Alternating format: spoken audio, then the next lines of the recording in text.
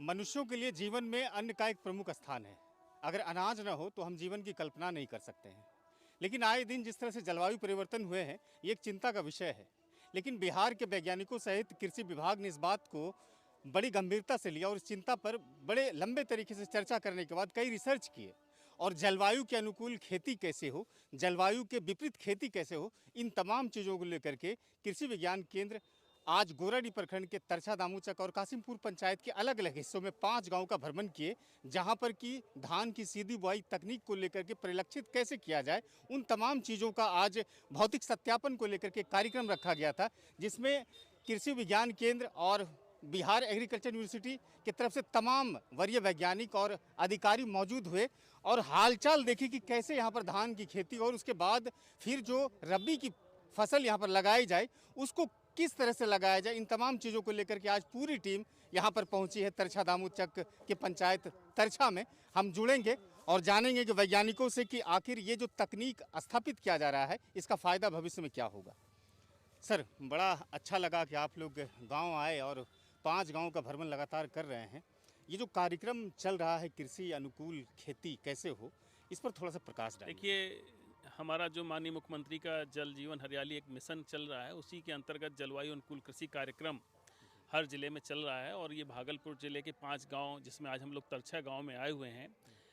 और आपने देखा कि इसका मुख्य उद्देश्य प्रक्षेत्र दिवस है और हम देख रहे हैं कि किसान भाइयों ने बहुत सारे अनुभव बताए। अभी हम लोगों ने जो धान की सीधी बुआई लगाई थी, उससे किसान भाइयों ने बताया कि धान की एक तो फसल समय पे हो गई उनकी, और उससे कम से कम जो पहले धान लगाते थे उससे 15 से 20% उपज बढ़ गई। दूसरा, उनका श्रमिकों का जो रोपनी करते थे वो खर्च बच गया, तो बहुत सारे खर्च बचे। और दूसरा फ़ायदा क्या है कि जैसे ही धान हटेगा, इसमें कल से या परसों से 0 टिले से गेहूँ लगेगा, यानी कि पूरा मशीनीकरण हो गया है। हमारे कई बार किसानों की समस्या रहती थी कि श्रमिक नहीं मिल रहे हैं, लेबर की समस्या थी, लेबर की समस्या खत्म हो गई है, उपज बढ़ गई है। और पहले जो गेहूं की खेती करते थे, जुताई वगैरह करते थे, वो जुताई की आवश्यकता नहीं है होगी, सीधे 0 टिले से बुआई कर देंगे तो उपज बढ़ेगी और इनके खर्च कम हो रहे हैं। तो हमारा मुख्य उद्देश्य यही है कि किसानों की आमदनी बढ़े और जो जलवायु प्रतिकूल हो रही है उसमें हम ये हमारी नई नई प्रभेदें, जैसे सबौर संपन्न यहाँ हमने लगाई थी, हर्षित लगाई थी। अभी हम गेहूं के भी कई ऐसे प्रभेद दे रहे हैं जो जलवायु अनुकूल में बहुत अधिक उपज देती हैं। तो हमारा मुख्य उद्देश्य यही है कि जलवायु अनुकूल कृषि कार्यक्रम के तहत समय पे किसानों की फसलें लगें और उनको अधिक से अधिक उत्पादन हो और उनको अधिक से अधिक लागत बढ़े और उनका लागत खर्च घटे।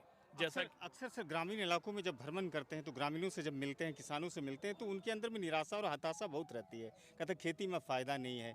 एक तरफ वैज्ञानिक सहित कृषि विभाग इस पर शोध कर रहा है, लगातार बढ़ावा दिया जा रहा है, तो उनको पॉजिटिव उनके जेहन में ये बातें कैसे पहुँचे कि आपकी आमदनी बढ़ेगी, आय बढ़ेगी, तमाम चीज़ें आप अगर करेंगे नई विधि के तहत, ये पॉजिटिविटी के लिए क्या कुछ हो रहा है? देखिए, पॉजिटिविटी के लिए ही प्रक्षेत्र दिवस का आयोजन किया गया है। प्रक्षेत्र दिवस का मतलब क्या है कि किसान, अगर हम भाषण देते हैं तो नहीं सुनते, जब किसान सामने देख रहा है कि उनके सामने उपज बढ़ रही है, उनके दूसरे किसान भाई के यहाँ कई किसान हैं यहाँ पे जिन्होंने बताया कि उन्होंने धान की सीधी बुआई नहीं की थी, धान की जो पुरानी पद्धति है रोपनी से लगाते थे, लेकिन अब वो कह रहे हैं कि हम भी अगली बार धान की सीधी बुआई करेंगे। क्यों कह रहे हैं कि वो यहाँ पे प्रक्षेत्र दिवस में उसका फ़ायदा देख रहे हैं। तो इन प्रक्षेत्र दिवस का फ़ायदा यही है कि किसान दूसरे किसान भाई जिन्होंने तकनीकों का प्रयोग किया है, उन तकनीकों से क्या फ़ायदा हो रहा है, उसको इनको देखने के बाद जो निराशा है वो हमारी पॉजिटिविटी में बदल जा रही है।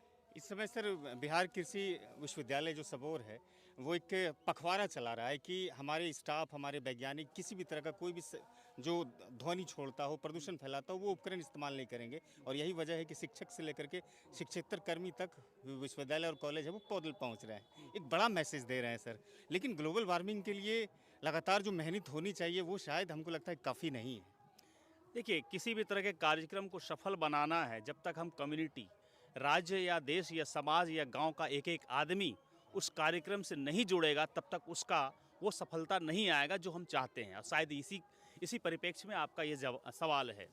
जहाँ तक है, हम लोग वैज्ञानिक हैं, विश्वविद्यालय, हमारी जिम्मेदारी है समाज के सामने एक उदाहरण प्रस्तुत करना, चाहे वो तकनीक के माध्यम से, अपने कार्यक्रमों के माध्यम से। उसी के तहत हमारे माननीय कुलपति महोदय द्वारा ऐसा सोचा गया कि 18 से 25 तारीख तक इको फ्रेंडली वीक बना के एक समाज के सामने शहर के सामने, प्रशासन के सामने एक उदाहरण पेश करें। ये उदाहरण पेश करेंगे, इस तरह का उदाहरण बार बार देते रहेंगे तो हमारा जो कम्युनिटी है, हमारे गांव के लोग हैं, शहर के लोग इस महत्व को समझेंगे, जुड़ेंगे, ताकि हम सकारात्मक परिणाम जो ग्लोबल वार्मिंग के कारण उभर रहा है, जिनसे हम जूझ रहे हैं, प्रदूषण हो रहा है, उससे हम लड़ते हुए एक सकारात्मक परिणाम समाज को दे पाएंगे। तो ये कारण से हमने ये किया और हमारी कोशिश सतत रूप से बरकरार रहती है, चलती रहती है इस तरह के कार्यक्रमों से, चाहे लोगों को जागरूक करने के माध्यम या CRA भी उसी का एक पार्ट है।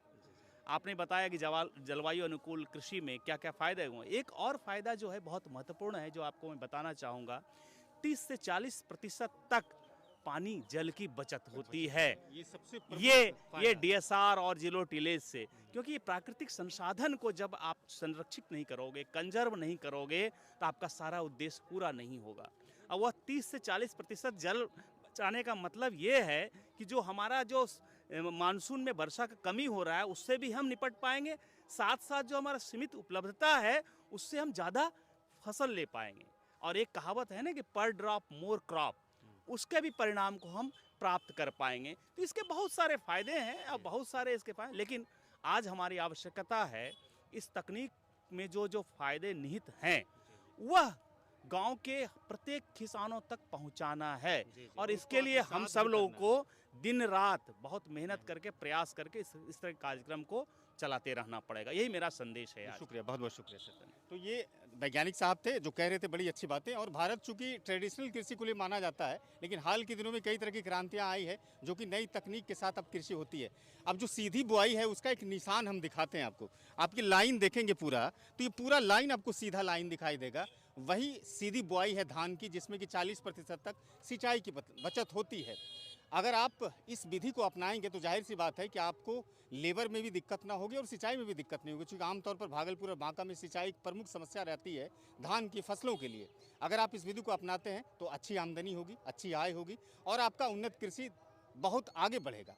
फिलहाल ये सूचना आपके लिए कितना सकारात्मक है? अगर सकारात्मक है तो हमारे चैनल को सब्सक्राइब कीजिए और शेयर कीजिए, ताकि बाकी अन्य किसान भी अपनी जानकारी को जीवन में अपना सके और खेती में उसका उपयोग कर सके। धन्यवाद।